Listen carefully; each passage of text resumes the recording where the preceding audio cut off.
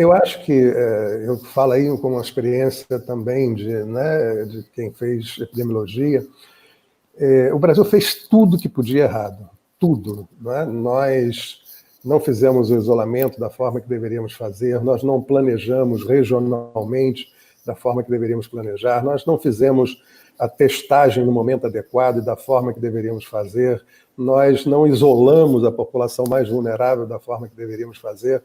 Enfim, tudo que nós podíamos fazer, fizemos de errado. O conflito, né, entre o presidente e os ministros, né, afora agora esse general, que deve entender de saúde, que eu entendo de infantaria ou cavalaria. Enfim, então, toda essa confusão, os governadores indo para um lado, prefeitos por outro, enfim, né, isso criou uma situação que nos coloca diante do que os jornais divulgam hoje. Nós tivemos, na última semana, o maior índice de mortalidade de todo o período da pandemia.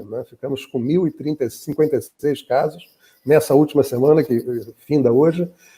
E no Rio de Janeiro não é muito diferente. Nós aqui tivemos uma redução da taxa, até porque, por sorte, o prefeito, ele no ano passado, ainda fora da epidemia, ele comprou 600 respiradores, comprou equipamentos na China em grande quantidade, e isso possibilitou que a cidade do Rio de Janeiro, não necessariamente o Estado, fosse melhor atendida do ponto de vista da assistência à população mais grave. Mesmo assim, o Rio de Janeiro segue em segundo lugar no número de mortos, se aproximando aí de 7.500 mortos, bem superior, por exemplo, à China, com 1 bilhão, 400 ou 500 milhões de habitantes. Vereador, eu queria aproveitar essa sua ambivalência como médico e como ativista político também para pedir a sua opinião sobre esse falso embate a partir de um diagnóstico do ministro do Supremo de que o Exército estava sendo solidário ou cúmplice de um genocídio. O senhor discorda de alguma avaliação dessa, se não estamos vivendo um genocídio?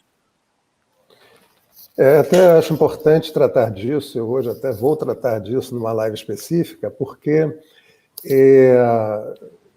assim, eu não tenho lá muita simpatia pelo Gilmar Mendes, mas acho que o que ele disse está absolutamente de acordo com a realidade. Como é que a gente está 2 meses sem ministro da Saúde, tendo como ministro um general? Eu disse aqui, não é num tom agressivo, não, é a realidade. Eu sou ignorante em infantaria.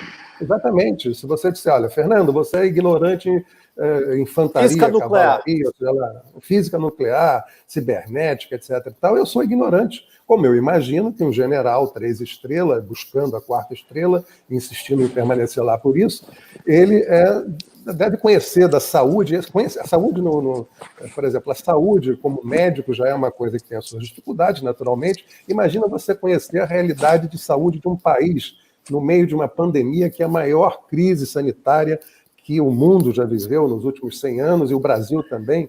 Imagina as responsabilidades de um ministro da Saúde, deixar um general, já tem 24 outros servidores militares no Ministério. A gente pode imaginar o que essas pessoas entendem de saúde, entendem de planejamento, entendem, por exemplo, de análise de dados epidemiológicos, para você tomar medidas em relação a esses dados, Fora a cloroquina como protocolo e tantas outras bobagens que a gente tem assistido que nos deixam até envergonhados. Como profissionais e políticos. O que me parece então, só para finalizar, em relação à pergunta do... Aqui, assim, ele faz uma pergunta que é interessante.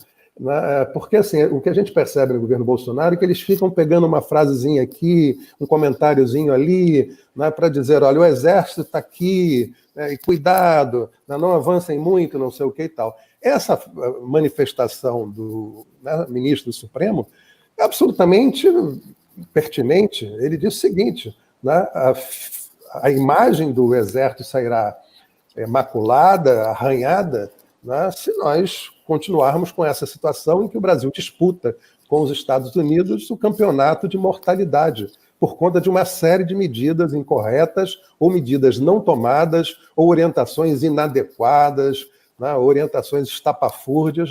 O Exército vai sair maculado, óbvio. Alguém duvida disso? Enfim, então, assim, só que aproveita para dizer, olha, o ministro está agredindo a imagem das Forças Armadas, e aí começa a aparecer notinhas daqui, notinhas dali, meio que intimidatórias. Eu acho que assim, a gente chegou a um momento de agir com o máximo de responsabilidade, de entender que assim, não é hora de ficar com esse tipo de baboseira, literalmente, né? É hora da gente começar, né? Já está tarde, mas é hora de ainda pensar. Nós estamos assistindo nos últimos dias aí a expansão da doença, aliás, para a área onde o Bolsonaro tem mais voto, que é a região sul e centro-oeste. É hora de se preocupar com isso, dar respostas objetivas, trocar imediatamente esse ministro por alguém que entenda verdadeiramente de pandemia, né, e possa minimizar. A gente já chegou a 75 mil mortos, vamos chegar provavelmente a 100 mil. Vamos tentar diminuir pelo menos o número de mortos. Isso é que a gente tem que estar preocupado nesse momento.